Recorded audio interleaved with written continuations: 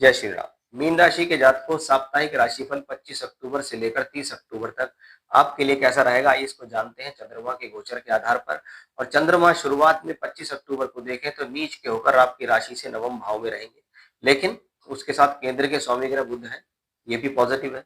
वो पंचमेश होकर नवम में है, ये भी पॉजिटिव है। उच्च का बृहस्पति उसको देख रहा है, तो ये भी उसके लिए एक पॉजिटिव एस्पेक्ट है। यानी चंद्रमा दिखने में नीच का है, लेकिन इसके ऊपर अन्य ग्रहों का प्रभाव इसको अच्छा खासा बल दे रहा है।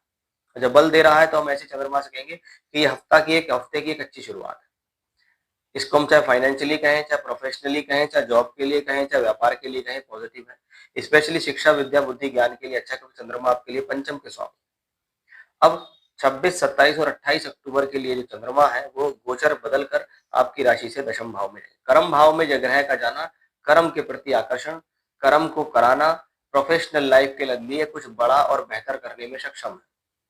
कि ये स्थिति दिखाती है कि हम जो कार्य कर रहे हैं या हम जो इच्छा जता रहे हैं कि हमारा ये काम हो जाए, हमारा ये प्रयास सफल हो जाए, नौकरी में ऐसा हो जाए, व्यापार में ऐसा हो जाए, सफलता मिल जाए, तो ये यहाँ पॉजिटिव है। क्योंकि पंचम के स्वामी चंद्रमा दशम में है और दशम के स्वामी चंद्रमा वो बृहस्पति पंचम में, यानी गुरु और चंद्र का राशि परिवर्तन।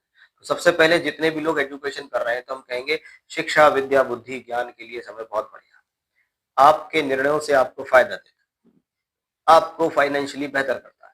हम जो निर्णय ले रहे हैं उस निर्णय से आपको गेन हो रहा है, उस निर्णय से हम हमारी प्रोफेशनल लाइफ, हमारी जॉब हो, व्यापार हो, वो गेन कर रही है। क्योंकि उच्च का बृहस्पति पंचम भाव में है, तो ये पंचम और दशम का एक्सचेंज योग एक सुंदर एक्सचेंज योग है, क्योंकि ये केंद्र और त्रिकोण के स्वामियों का एक्सचेंज है।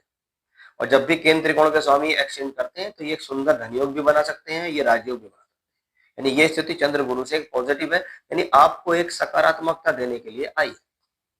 अब 29 और 30 अक्टूबर में राशि बदला जाएगा। कहाँ पहुंचे चंद्रमा? 11वें घर। 11वां घर लाभ का है, यानी हमने पिछले समय में जो काम किया, जो कर्म किया, जो मेहनत की, जिसको जॉब के लिए मेहनत की, जिसको काम के लिए मेहनत की, जिसको व्यापार के लिए मेहनत की, वो चंद्रमा 11वें घर में। अब वो चंद्रमा पंचमेश होकर 11वें घर में गया है, तो शिक्षा, विद्या, बुद्धि, ज्ञान, फाइनेंस के लिए अच्छा हुआ। उच्च का गुरु उसको देख रहा है, तो ये गेन का विषय है, क्योंकि 11वें का कारक भी है गुरु। और चंद्रमा वहां पहुंचा है, तो पंचम और उच्च के चंद्रमा का एक धन योग है। ये फिर से स्थितियों को पॉजिटिव दिखाता है। इस दौरान आपको कोई तरक्की, कोई प्रमोशन या कोई काम अच्छा होना या अच्छी खबर मिलना देखा जाता है। चंद्रमा से 7वें घर में गुरु है, तो क्या बनेगा? गज केसरी योग।